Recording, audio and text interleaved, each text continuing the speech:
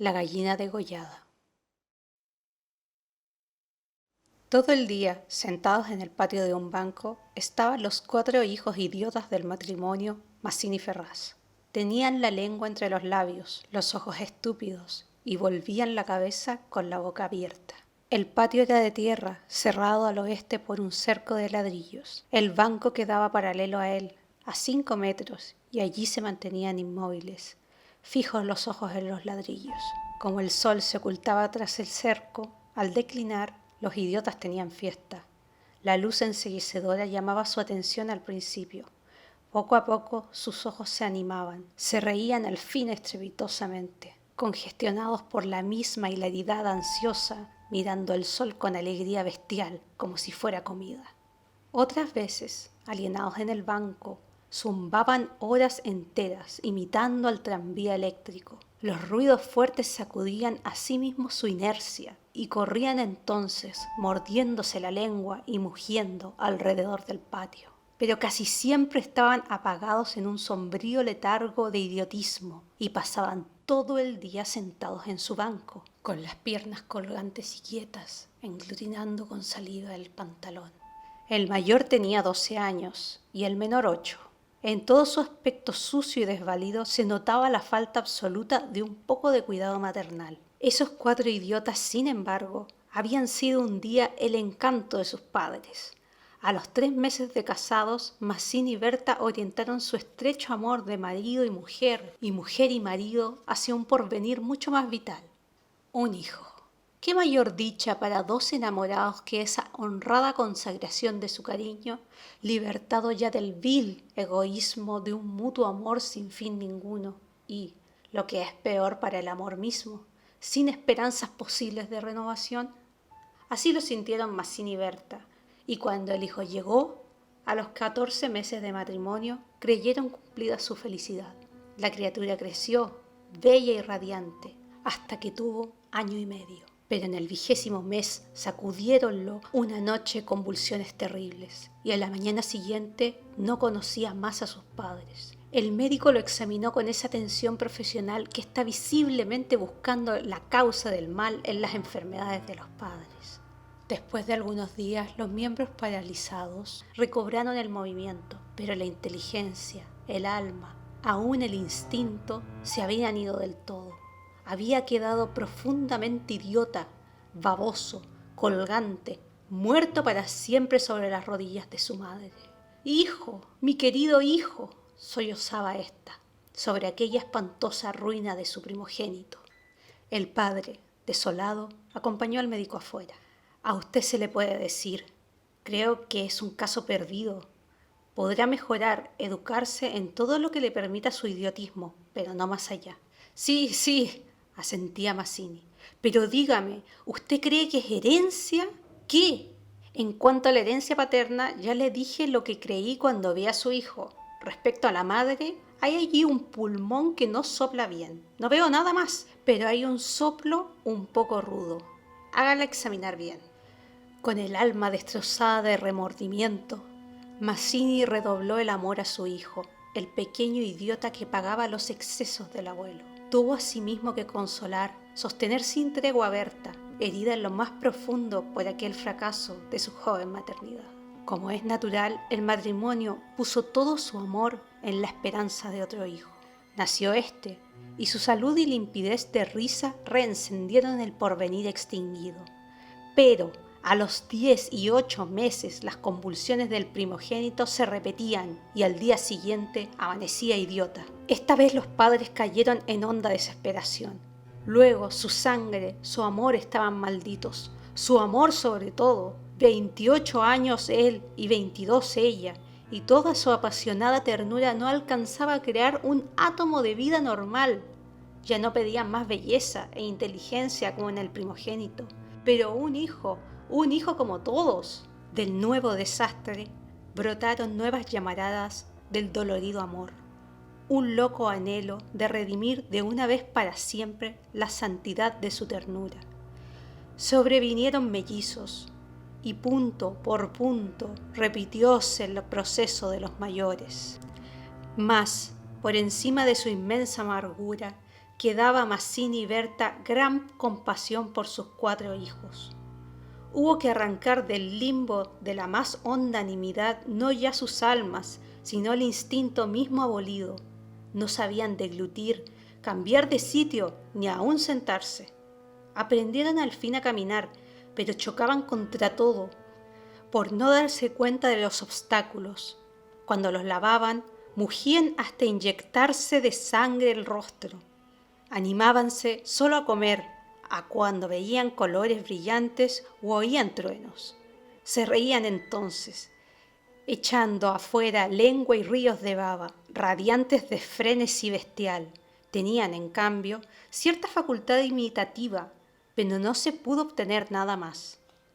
Con los mellizos pareció haber concluido la aterradora descendencia, pero pasados 3 años desearon de nuevo ardientemente otro hijo, confiando en que en el largo tiempo transcurrido hubiera aplacado la fatalidad. No satisfacían sus esperanzas, y en ese ardiente anhelo que se exasperaba en razón de su infructuosidad, se agriaron.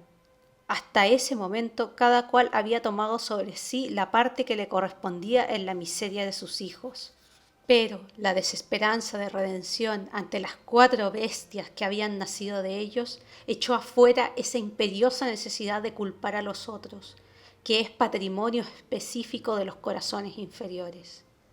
Iniciáronse con el cambio de pronombres, tus hijos. Y, como a más del insulto había la insidia, la atmósfera se cargaba. Me parece, díjole una noche Mazzini, que acababa de entrar y se lavaba las manos, que podrías tener más limpios a los muchachos. Berta continuó leyendo como si no hubiera oído. Es la primera vez, repuso al rato, que te veo inquietarte por el estado de tus hijos.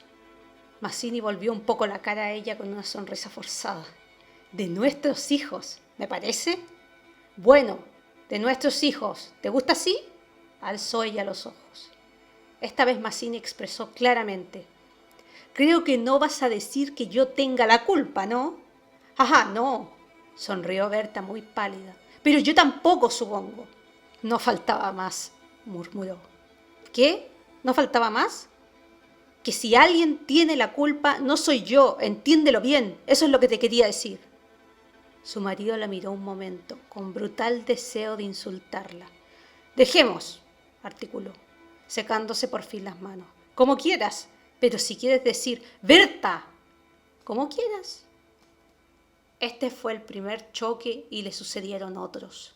Pero en las inevitables reconciliaciones sus almas se unían con doble arrebato y locura por otro hijo.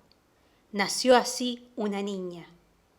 Vivieron 2 años con la angustia a flor de alma, esperando siempre otro desastre.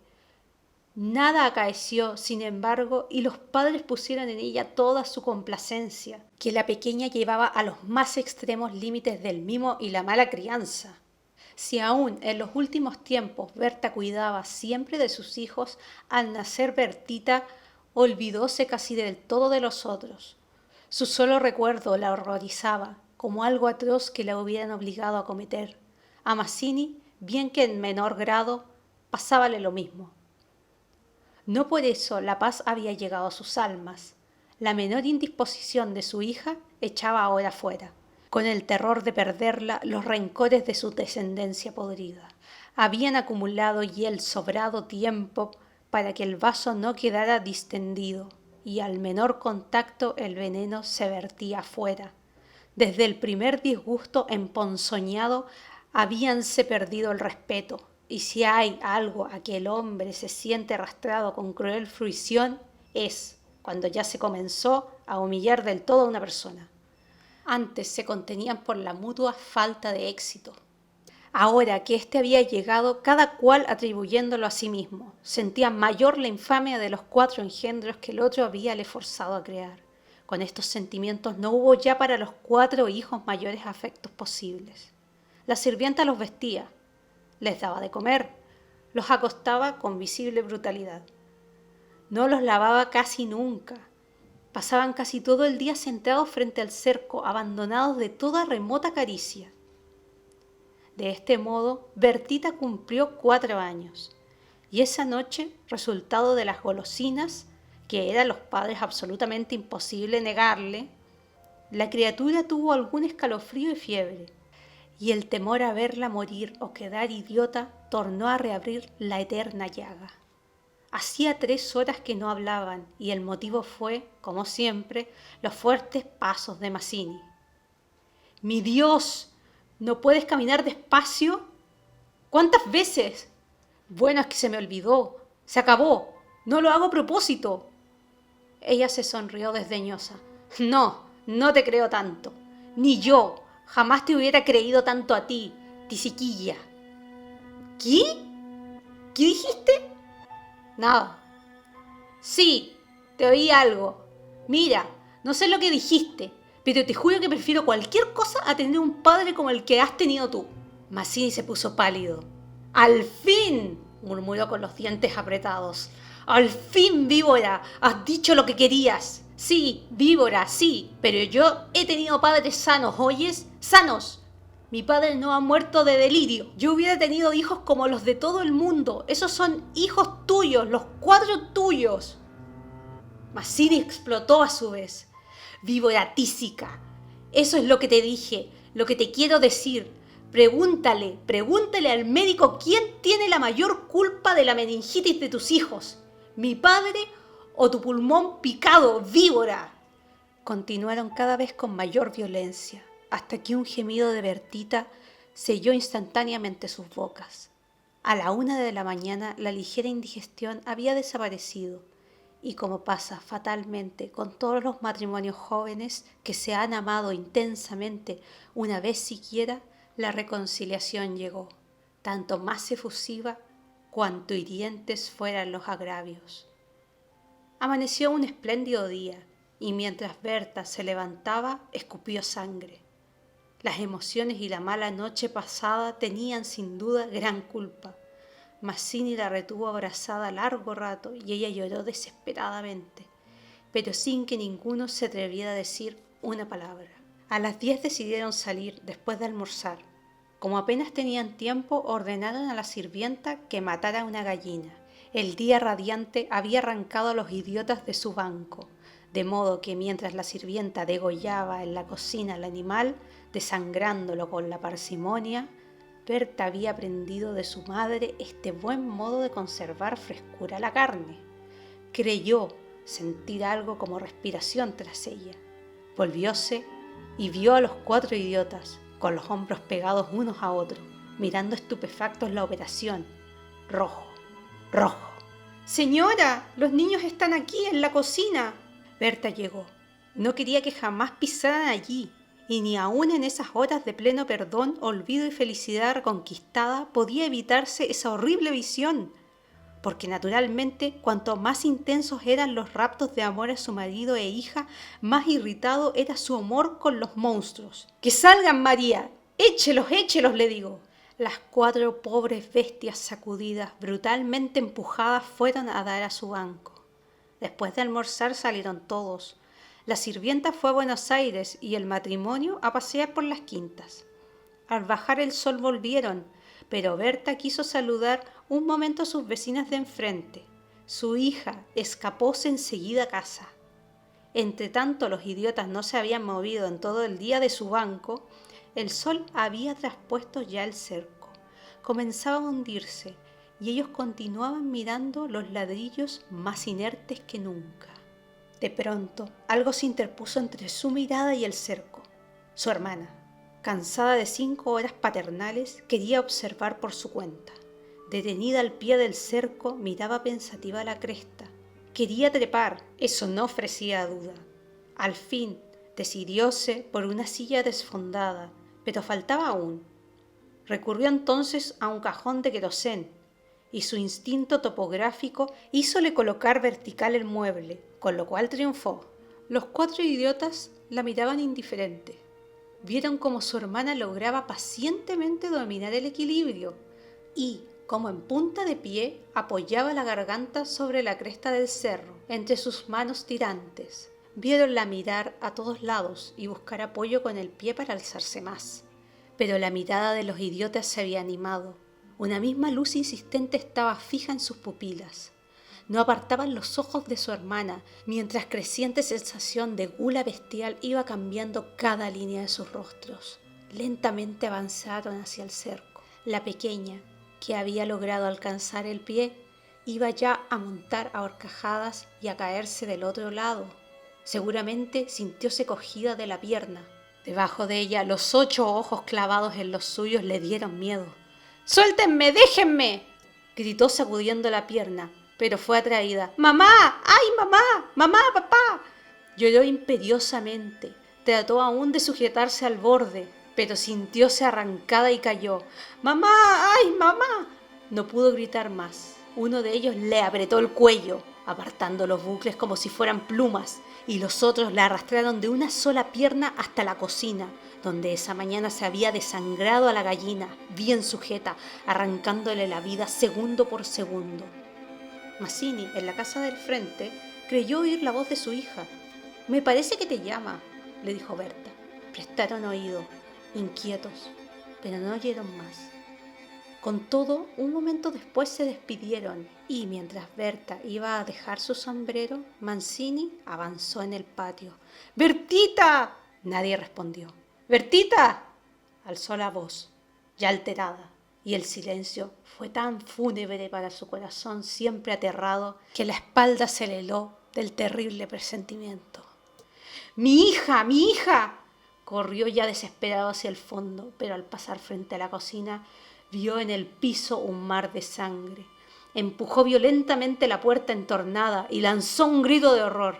Berta, que ya se había lanzado corriendo a su vez al oír el angustioso llamado del padre, oyó el grito y respondió con otro. Pero al precipitarse en la cocina, Mazzini, lívido como la muerte, se interpuso conteniéndola. «¡No entres! ¡No entres!». Berta alcanzó a ver el piso inundado de sangre. Solo pudo echar sus brazos sobre la cabeza y hundirse a lo largo de él con un ronco suspiro.